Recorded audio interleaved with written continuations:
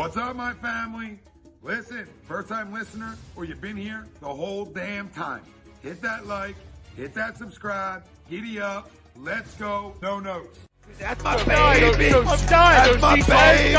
We're going at it at 110%. I just want 5 minutes of happiness, please. Just give me 5 minutes. And they scored! They did it! What the hell was that? Oh, yeah! What the f*** are you talking about?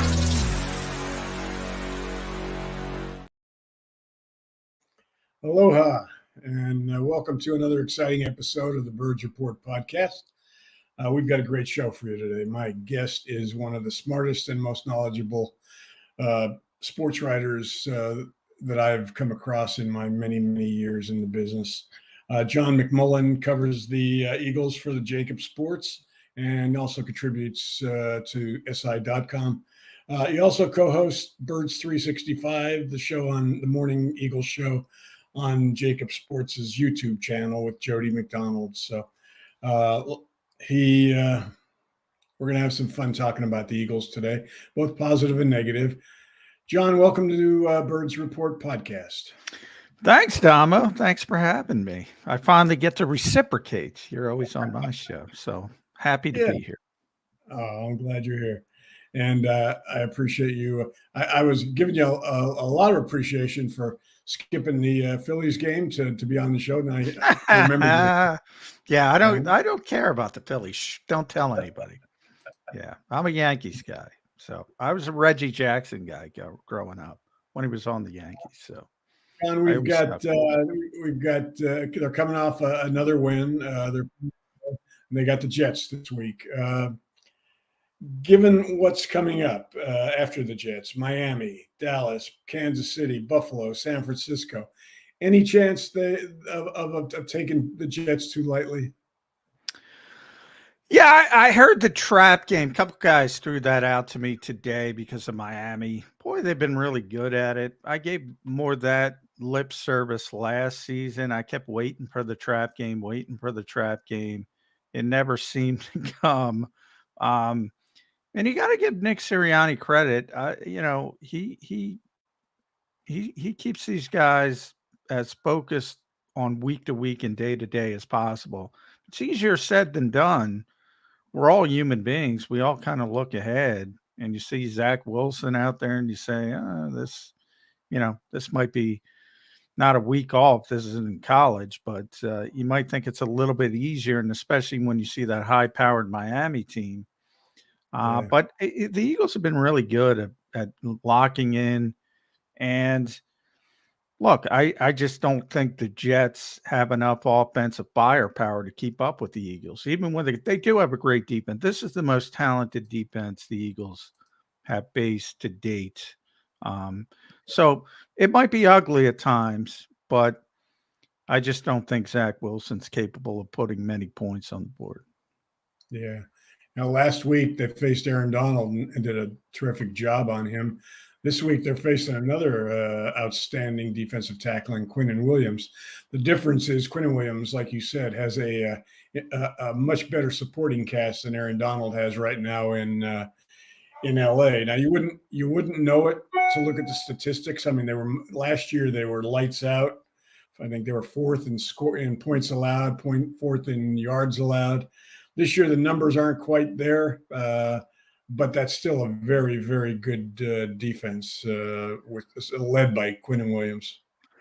Yeah, the numbers haven't been there. You're right, but they're going to be there. It's still a small sample size this early in the season. I think ultimately the talent will start to show up, and it already has, guys. I mean, they perform so poorly offensively that puts a lot of stress on the other side of the football. And I do think, look, if Aaron Rodgers was healthy, this is probably a legit Super Bowl contender, or at least certainly a legit playoff level team at worst case scenario. But, things change drastically when you lose that type of player. But if you look at Quinnen Williams, he's playing great. As you mentioned, his brother Quincy's a great linebacker. CJ Mosley, Sauce Gardner. Lane Johnson was talking about John Franklin Myers today. He's one of the most underrated edge defenders in football, I think. Jordan Whitehead. They got a lot of good players. And one thing, the Eagles kind of let us in on the Rams. You know, they if you watch that, I'm sure you have, Dama, they slid protection Aaron Donald basically from play one. Sometimes they were chipping him, which you rarely see with an interior defender. And they could afford to do that because the Rams don't have the complementary pieces to take advantage of all that attention. I don't think they can do that against the Jets. And Nick Sirianni kind of admitted, yeah, it's got to be a different way, because if you give too much attention to somebody like Quinnen Williams, other guys will start taking advantage of that. Yeah. I listened to Nick and Brian Johnson's press conferences. You were at both of them. Nobody was giving any secrets as to how they're going to deal with Quinnen Williams, but yeah, you're right. It's going to be different than it was against Donald because they can't devote everything towards him. Yeah. And that makes it more difficult. I mean, this defense is, they got playmakers at every level, and that's what you want. And that's why, everybody around the Jets was so excited coming into this season, because obviously it's been a tough go for this organization. And they thought Aaron Rodgers would come in there and change the culture, and they'd be a legitimate contender. And that's football. 4 plays in, he gets hurt, likely done for the season. Trying to make it back for the playoffs, but I don't know how you even make the playoffs with Zach Wilson. So I think Aaron Rodgers could take it easy. He doesn't have to worry about getting back for January. Statistically, right now, they haven't been very good against the run. 29th, I think, in run defense. They're giving up 4.6 yards per carry.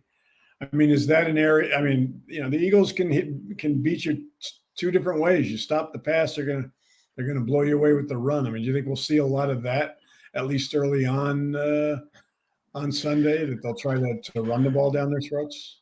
The thing I like the best about the Eagles, Dama, they really do. A lot of teams, pay the lip service of, we'll just do what the defense gives us. But that's not necessarily true.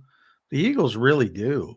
I mean, you saw it week 2 against Brian Flores, who's playing all those light boxes, and they said, really? You're not going to come out of this? And they just gashed him to death. They did it last year with Shane Steichen, same type of thing. Mentioned a couple of times that he was surprised that teams were playing them a certain way. And if they start loading the box, they'll go outside to A.J. Brown, Devontae Smith, and A.J.'s been hot recently. They finally got Dallas Goedert involved. That's a positive.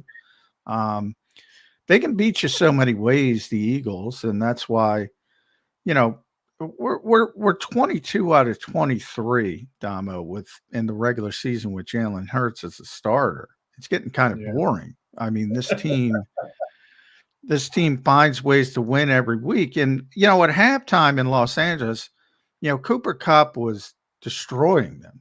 And I was like, ooh, this might be a problem. This might be a problem to get out of here with a win.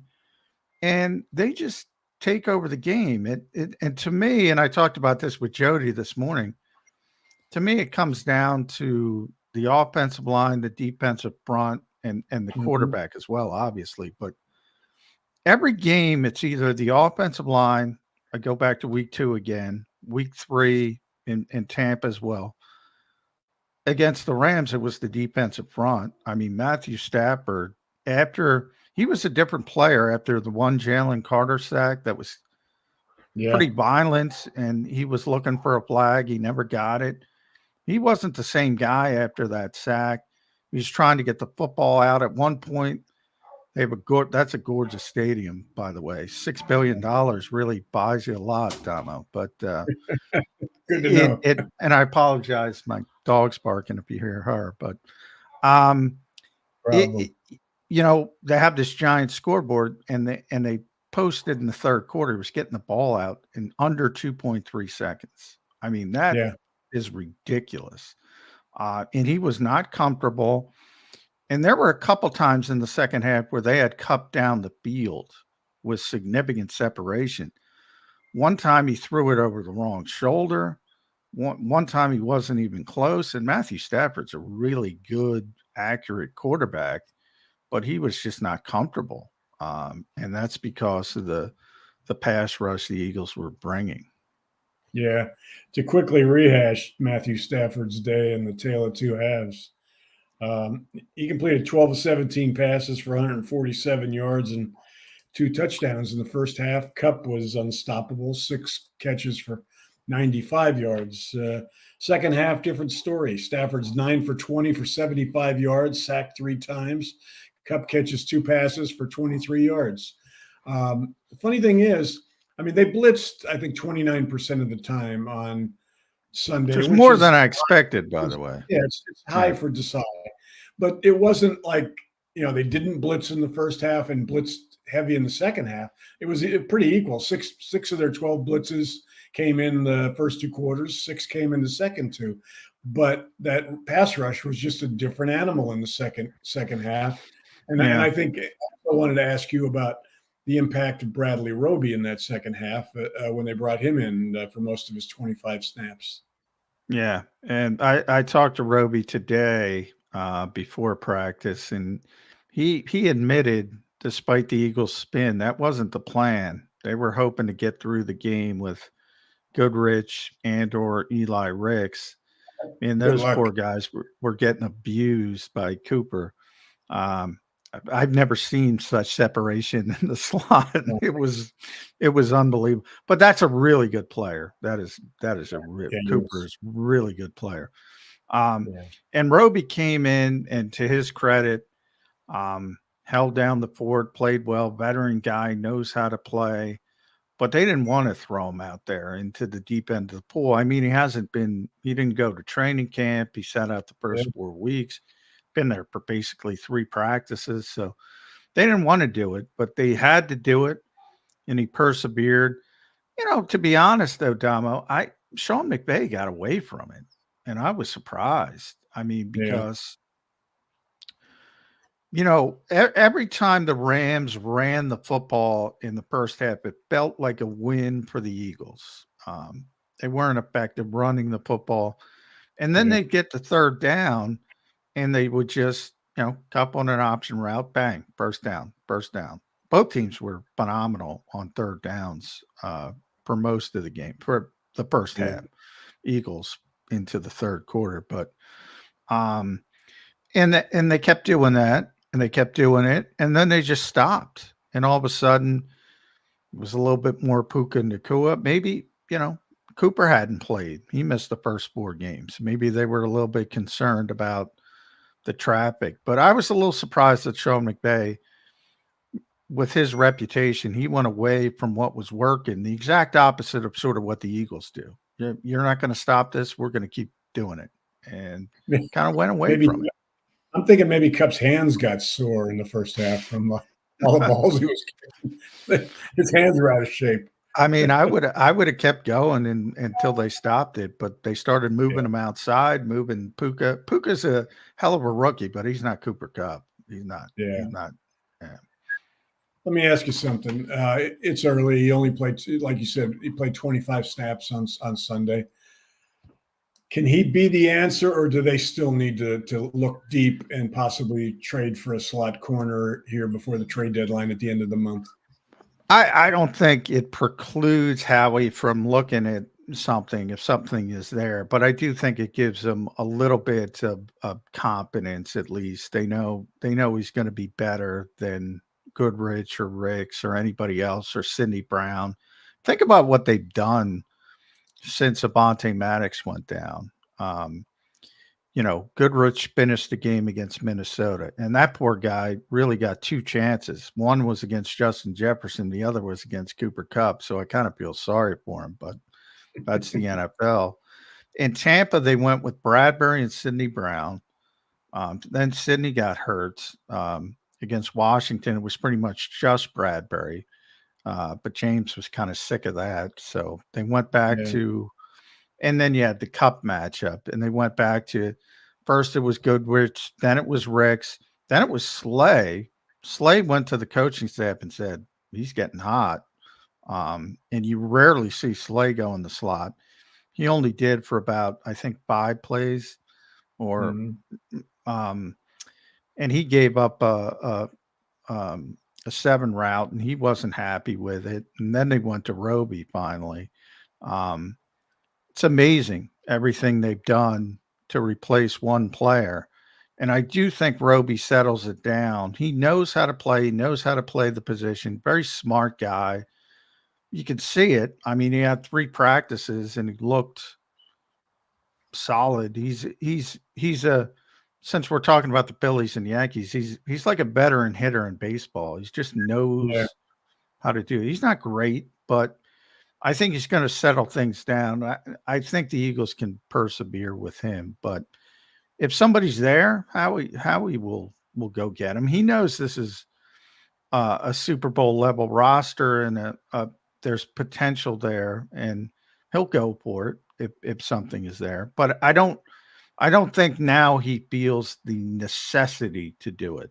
And that could fall apart. I doubt it's going to fall apart against the Jets, but it might against Miami. And bang, all of a sudden, maybe the phones start heating up. Yeah. John, we're going to take a quick commercial break. We'll be back in 60 seconds. Royal Billiard and Recreation, proudly celebrating 40 years and our new, bigger showroom. Twice the size and twice the fun. More pool tables by Olhausen. More dartboard sets, including custom reclaimed backboards. More bar and kitchen stools that can change a room. And more bars, including pre-built and custom. Hot tubs, skee ball, shuffleboard, outdoor, and fun. Royal Billiard and Recreation, your ultimate game room store. Now located on Bethlehem Pike in Colmar. In our family, food is our daily bond. My nonna, affectionately called Mama by many, found solace and joy in the kitchen, sharing her love through delicious creations. She turned her culinary passion into a flourishing business alongside her husband and sons in 1983. Celebrating 40 years is a testament to our exceptional team, friends, family, and beloved customers. With gratitude, we look forward to the future, expanding our brand to share the highest quality Italian food and wine nationwide. Our heartfelt thanks to everyone who has played a part in our story. Grazie mille.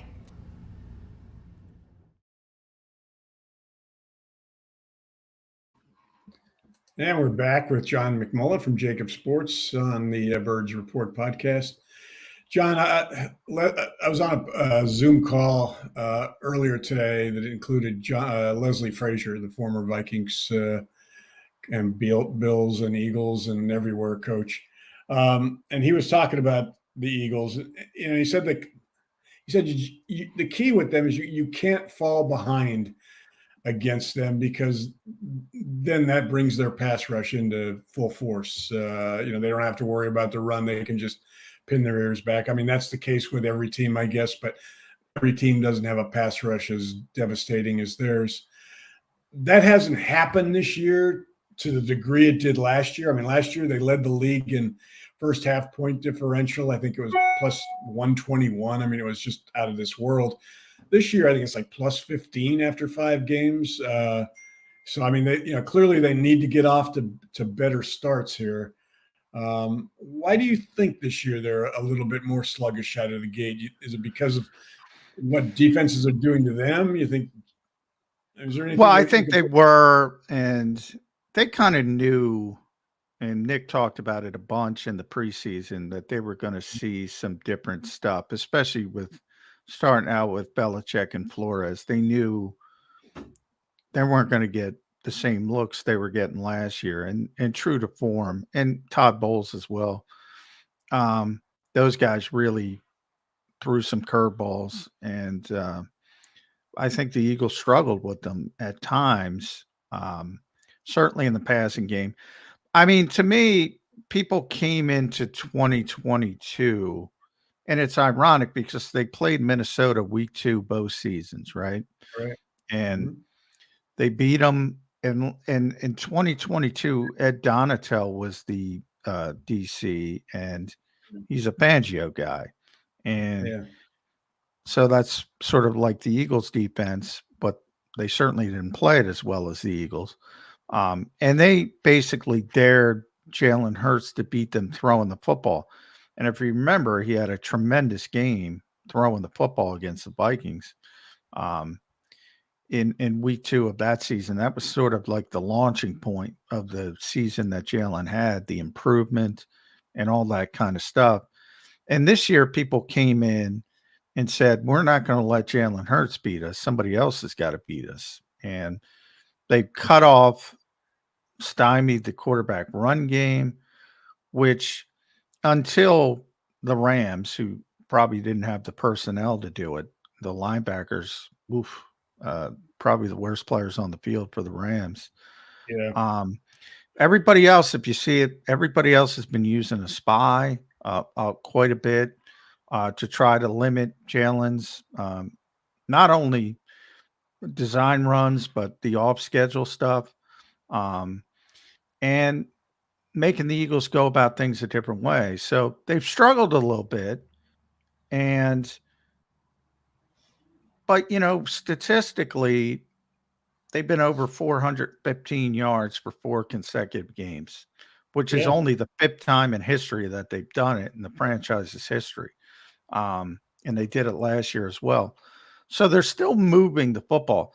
The difference is they've struggled in the red zone this year, and they're settling for Jake Elliott field goals instead of touchdowns. And I think a lot of that has to do with, again, the quarterback run game. That was so effective for the Eagles in the red zone last year. Teams are taking that away. I've been waiting for the adjustment. To me, the adjustment's pretty obvious. Use the big bodies of A.J. Brown and Dallas Goedert, but they haven't done it. They tried it with the back shoulder to A.J., and it got intercepted. They weren't on the same page, Jalen and A.J.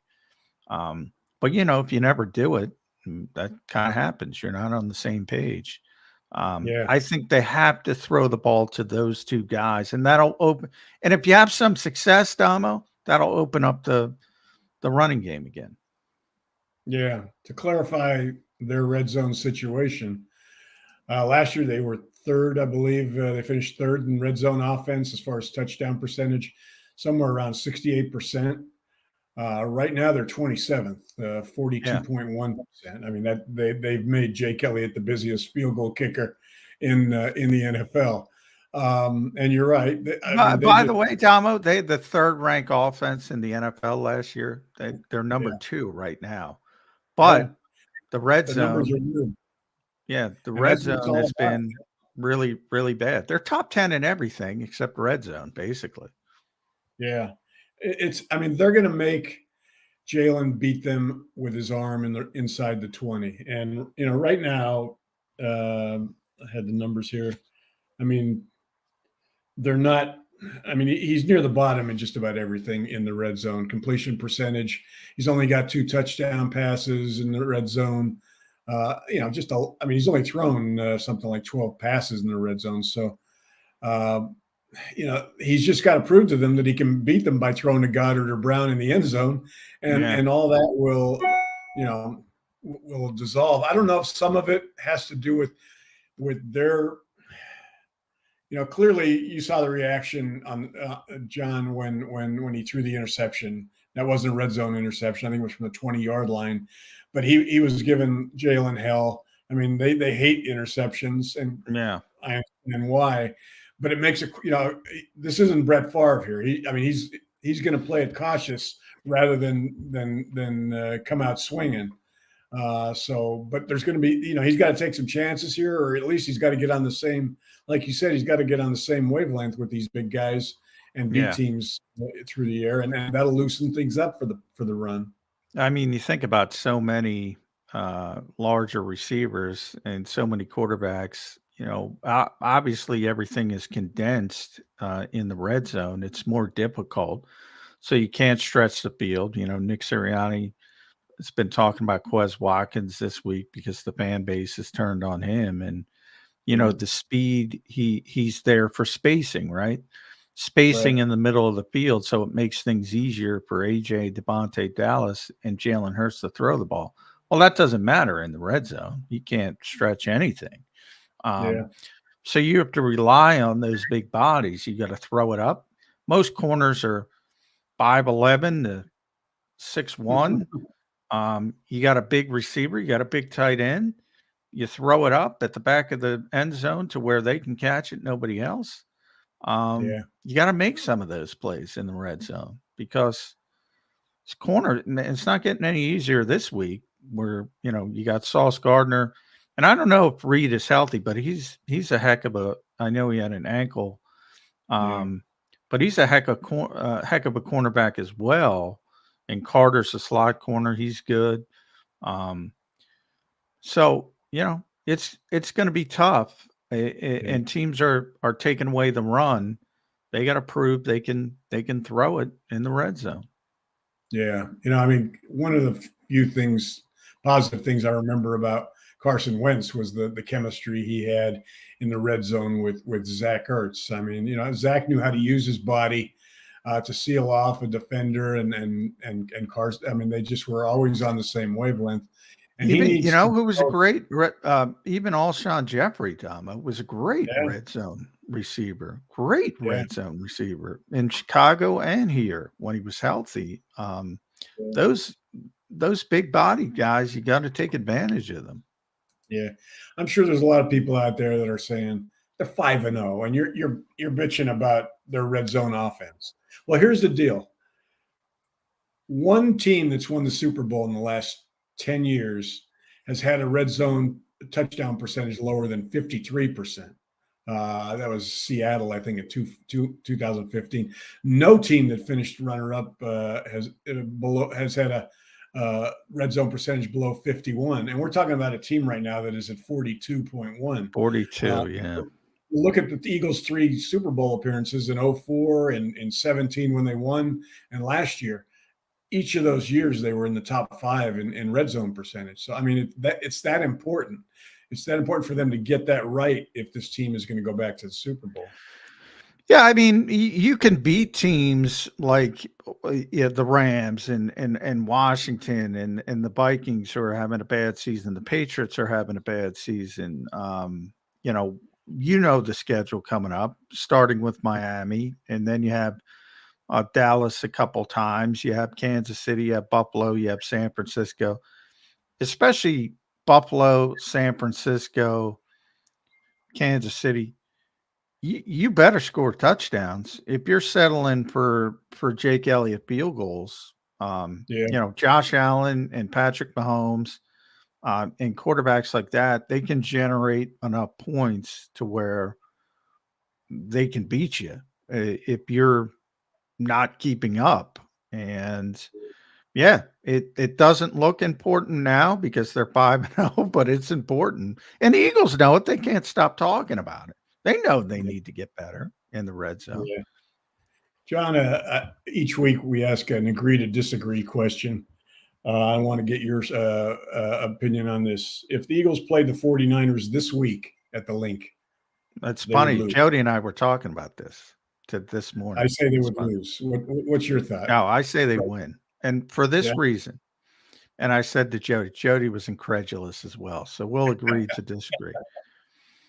I brought it up earlier. Offensive line, defensive front.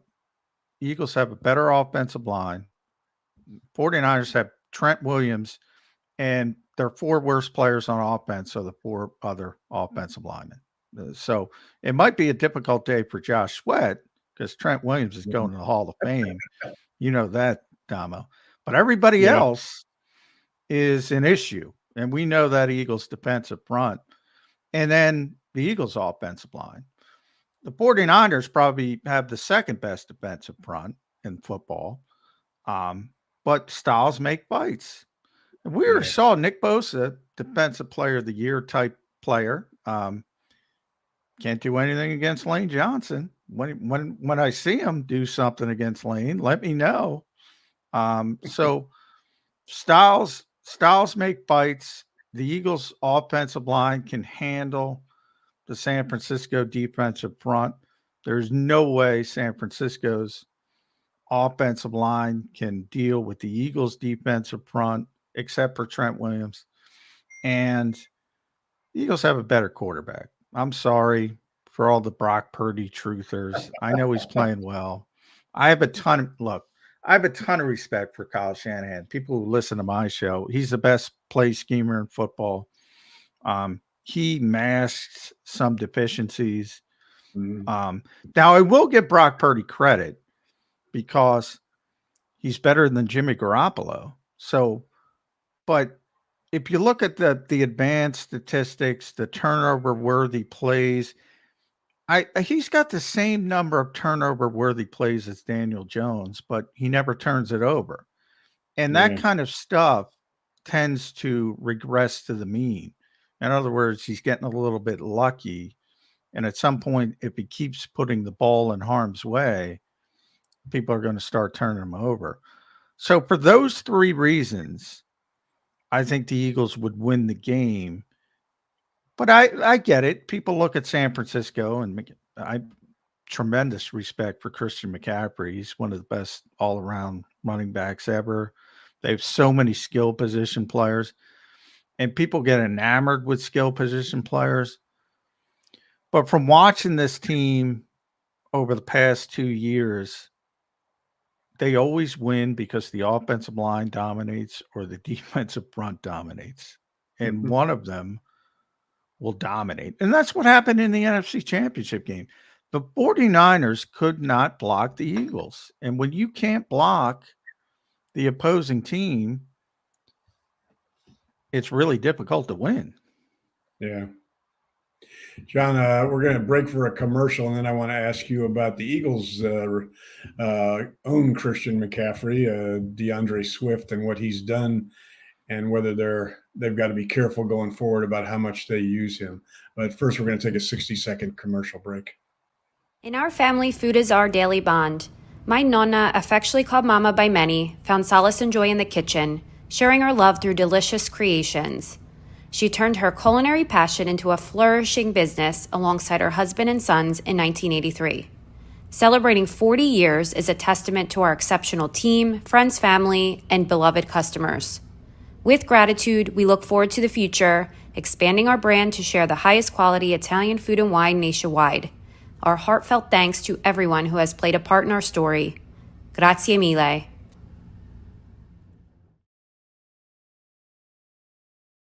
Royal Billiard and Recreation, proudly celebrating 40 years and our new, bigger showroom. Twice the size and twice the fun. More pool tables by Olhausen. More dartboard sets, including custom reclaimed backboards. More bar and kitchen stools that can change a room. And more bars, including pre-built and custom. Hot tubs, skee ball, shuffleboard, outdoor, and fun.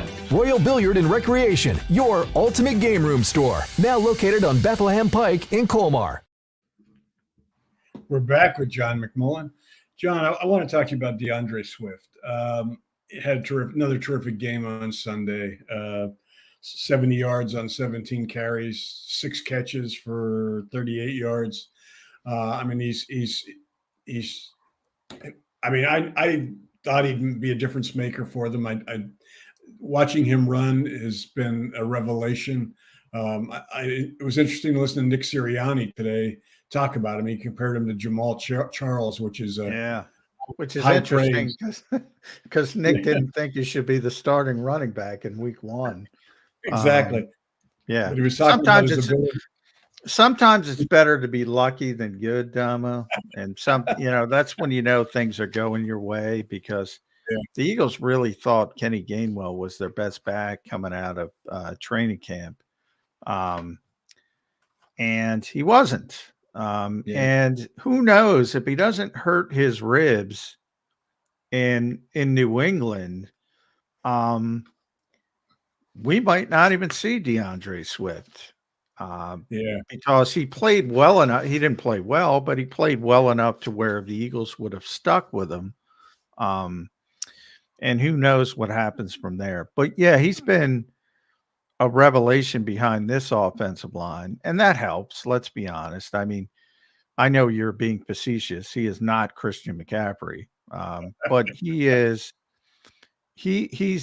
a dynamic back who, if you give him the space, and the Eagles' offensive line is giving him the space, he can do some pretty good things. And he's been a great pickup, a great fit for this team. Obviously, Philly native, that local kid, and they finally got him involved in the passing game. I mean, that was, maybe his best attribute coming in. But Yeah. I don't think Jalen's really comfortable with the dump offs and stuff like that. That's not his game. But, the Eagles use more empty sets than just about anybody. And a lot of it is about that spacing I was talking about before. But sometimes you got to utilize those guys, because if you keep just putting Quez out there to stretch the field and DeAndre out there to space for other people, it's going to make it more difficult. You got to get him involved at times, and the Eagles have gotten DeAndre involved. But yeah, he's been great. I would worry about the touches because we know his history in Detroit. Missed 4 games each year he was there. He's never had a ton of touches running the football. His career high was, I think, 617 or something in rushing yards. So I would be careful with the number of touches moving forward, if they can be. You got to win the game. You got to win the game. Yeah. I mean, I think that's why we're going to see a lot more of Gainwell going forward. I mean, right now, Swift is averaging 18.2 touches per game, which is a career high. And when I say career high, I'm talking Georgia and Detroit. Yeah. I mean, he never averaged more than 16.4 in his 3 years in Detroit. With 3 years at Georgia, he never averaged more than 15.7. So, and like you mentioned the injuries. I mean, this is not a guy you want. I mean, you want to get this guy to the playoffs healthy. So, I mean, I think you need to, Gainwell is a very valuable back as well. You saw that Sunday. He had 2 big first downs. One receiving, he broke a tackle and picked up a first down. Another running that kept the drive alive. And Rashad, I don't know what's going on with Rashad Penny. Is he alive? Yeah, saw Rashad. He had an illness last week. He was back at practice today. I think this, he's here for depth, and, if this wasn't a Super Bowl team, he probably wouldn't be here. They probably would have kept Trey Sermon or a younger back.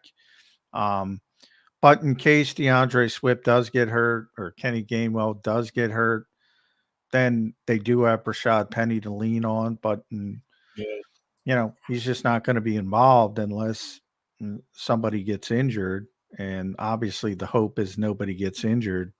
The one concern, they're all, Kenny Gainwell's their best pass protector. It's kind of a lost art in the NFL. There aren't a lot of good running backs who can pass protect, just because they don't ask him to do it at the college level. And, DeAndre hasn't been good at it. Rashad, in the short time he did play, was really bad at it, and Kenny's okay. So that's part of the reason he plays as much as he does as well. But yeah, he's not nearly as explosive as DeAndre Swift. I think we've all seen that, but I think he's a good backup. I don't have any problem with Kenny Gainwell. Yeah. Got to talk to you about the tush push. Once again, now it's so effective that they're not just getting 1 yard on these tush pushes; they're getting 2 and even 3. You take away the 2 they ran at the end of the game on Sunday on 3rd and 3 and 4th and 2, which kind of seemed to be more clock killers than anything else. He's made 14 out of 15. On 3rd and 1, 4th and 1, all 4 of his touchdowns are on tush pushes. you can't understate the importance of this play has become in this offense. Yeah, and you know what? I think it's overblown from both sides. I think the people that complain about it don't understand. Jalen is a former power lifter, and he, can squat 600 pounds, and most quarterbacks can't do that. Right. No other quarterback can do that. I've maintained since day one, they don't even need the tush push. He's probably going to be 14 out of 15. And the Eagles kind of like to tweak people. I think that's why they do it. Yeah. And I had advocated to Jody, I said they should ban it because other teams are going to copy it and maybe they'll be more successful. Now they haven't been. But if other quarterbacks need help, Jalen doesn't need help to convert a quarterback sneak. So I think in a counterintuitive way, banning it would actually help the Eagles. They're still going to get the sneak. Still, every time. That's how powerful he is. And plus, you also have Kelsey and Dickerson. Oh, Dickerson is one of the most powerful guards in football. I don't know if anybody keeps pancake stats, but him and Jordan got to be at the top of that list. Yeah. So they have that powerful Lane as well. Even Cam Jurgens, they talk about his strength, even though he's a little bit undersized. And Sua is a really, really powerful guy. So the offensive line is part of it as well. But it's mainly the quarterback, and he can squat 600 pounds. And good luck trying to stop that from a yard, Yeah. And there are tweaks off this that we're going to see in big games going forward. I mean, they're going to pitch out off of it. They're going to throw off of it. I mean, they're going to catch somebody totally flat-footed in a big game and beat them on a touchdown. I mean, because everybody's now so committed. Yeah, everybody's jumping. Robert Saleh said 11 kisses today. Did you see that? Everybody's talking about. Somebody was talking about. I think it was Chris Sims who wants to put Jalen, make him pay for it. Blah blah. Yeah, they're in people's heads. I think Nick enjoys it a little bit, to be honest. Yeah. He won't talk about the origin. I mean, Bush is the origin. I mean, Reggie Bush, Notre Dame. Yeah, but I mean, as far as why the Bush push was in what, 2005, 2006? Yeah, something like that. But that's where he got it from. He has admitted that. Then suddenly after, 17 years or 16 years, Nick brings it out in a choreographed play. I mean, but he won't, you know how coaches are. I mean, he won't tell you specifically. It is funny. Like Doug admitted that the Philly special came from a meaningless Week 17 Vikings-Bears game. The Bears ran it on a 2-point conversion, and Press Taylor was, then I think he was whatever he was before. He was the assistant quarterback coach and more of a quality control guy. And he found it. They put it in, and the rest is history. So some guys admit it, but as far as why, I mean, I think if you look, and nobody charts these things better than you. The Eagles were really successful on the sneaks before they broke it out, which is to my point with Jalen. Which is to my point, they don't even need it.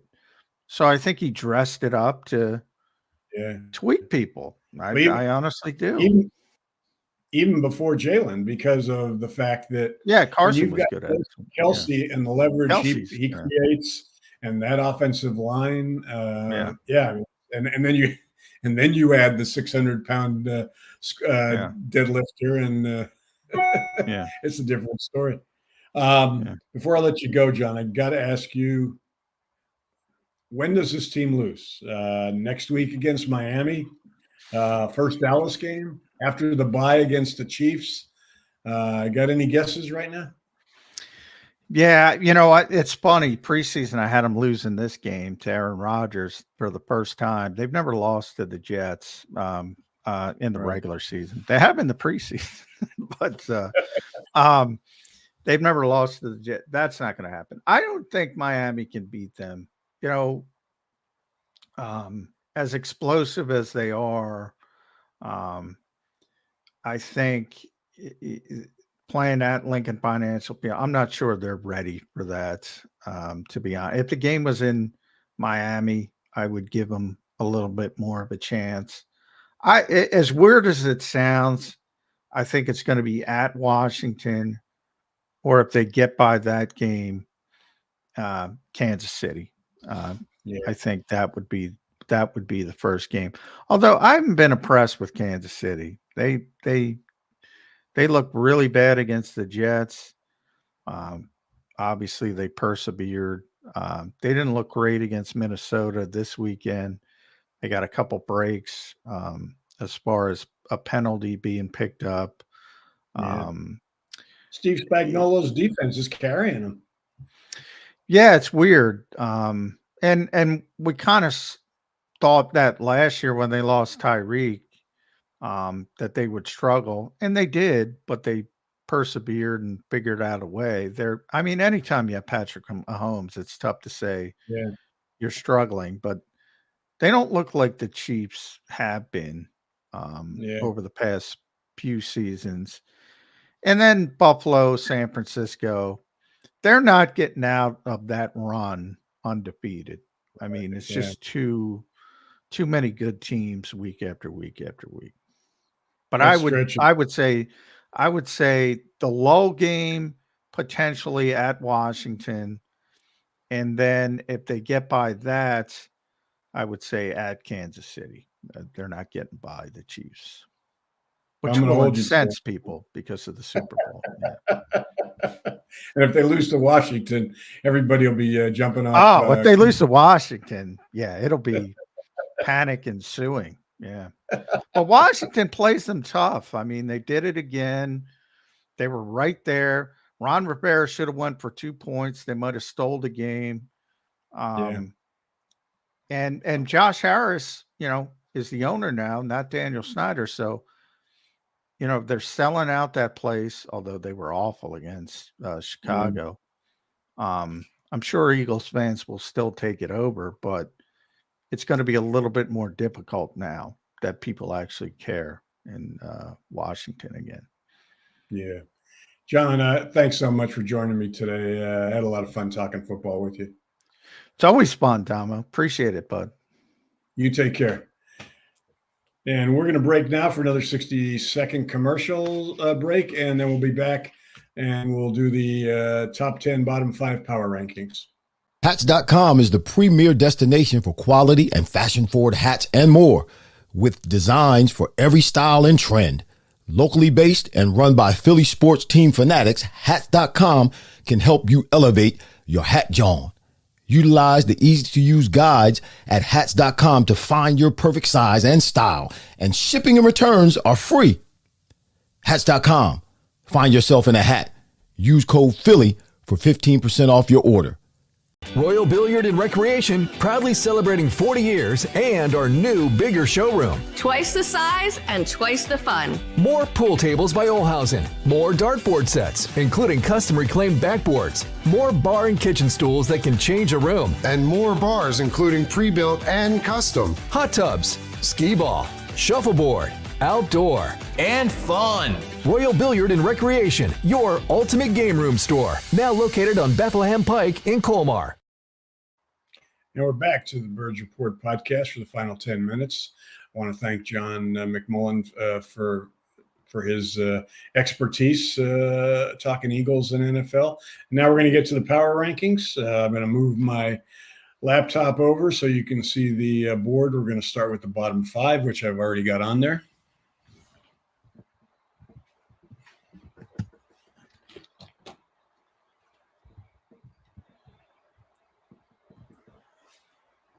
Here we go. And why don't we start with number 28? We've got the Bears, who are 1-4. They finally broke into the win column last week with a 20-point win over Washington.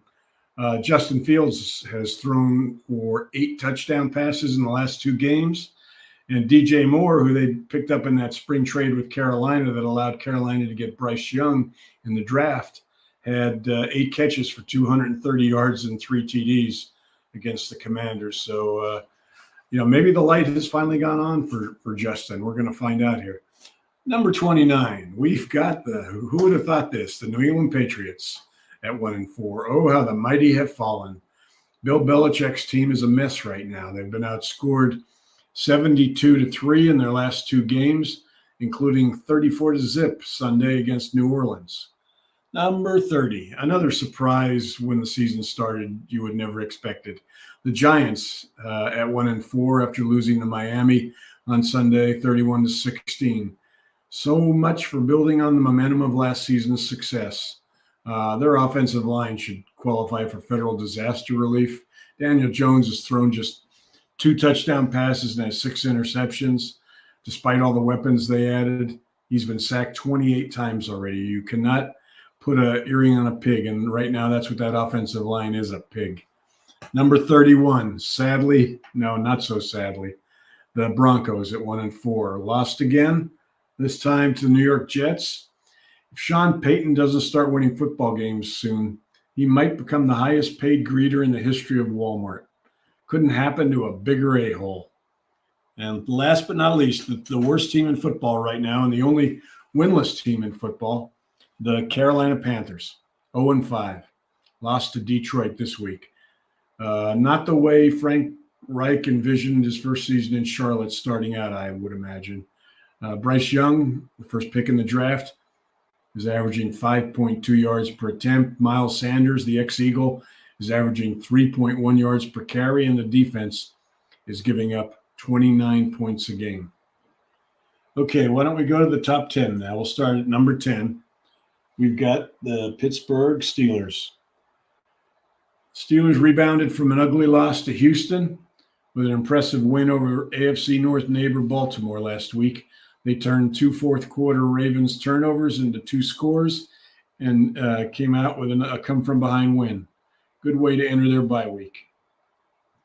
At number 9, we've got the Seattle Seahawks. The Seahawks, who have won 3 in a row and are coming off a bye week, have a tough game this week facing the Bengals, who seem to have regained some of their mojo. That game's in Cincinnati. Their young corners, Seattle's young corners, are going to get a big test from Joe Burrow and Jamar Chase and the rest of that Bengals receiving corps. Number 8. We've got the Bills, who dropped 3-2 and dropped from 4 to number 8 after their loss to Jacksonville and jolly old England. But that's the least of their problems. They lost 2 more critically important defensive starters on Sunday. Linebacker Matt Milano and defensive tackle Daquan Jones joined cornerback Tre'Davious White on the injured reserve list. Good news, if there is any, they play the Giants this week. Number 7, drum roll, please. Cowboys.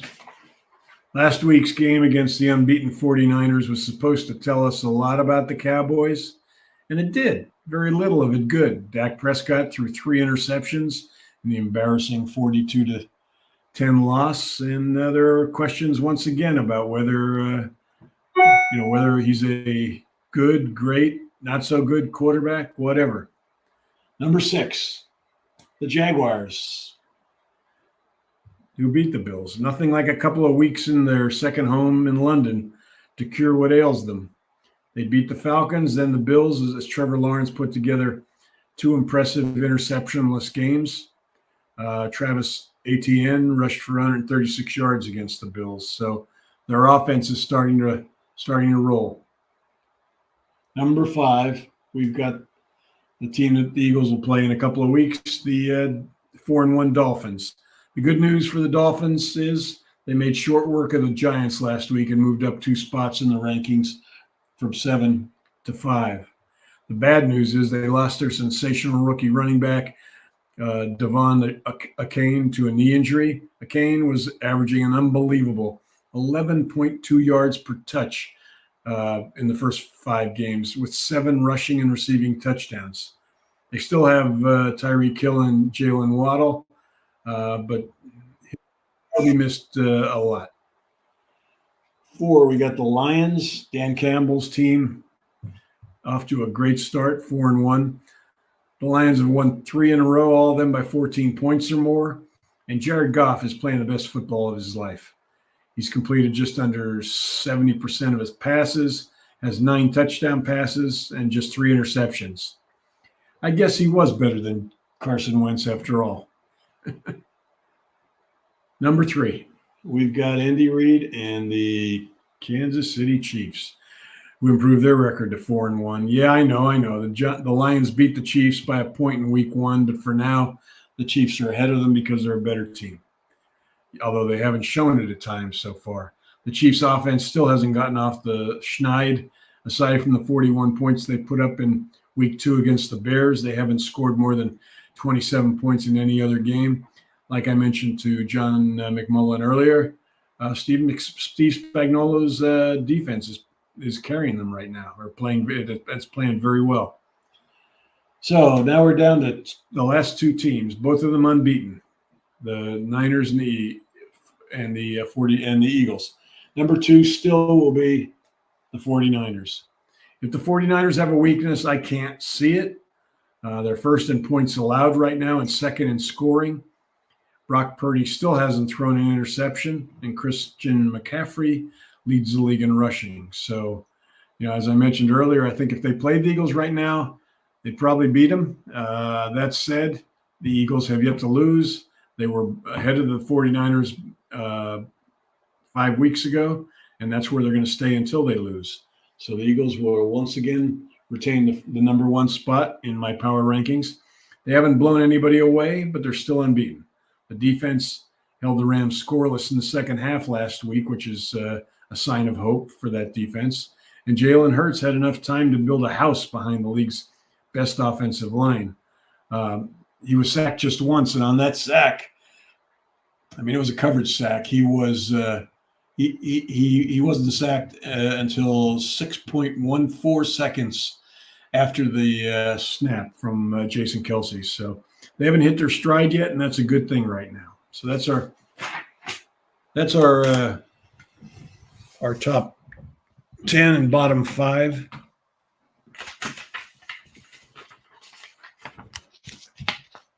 And that's also our show for this week.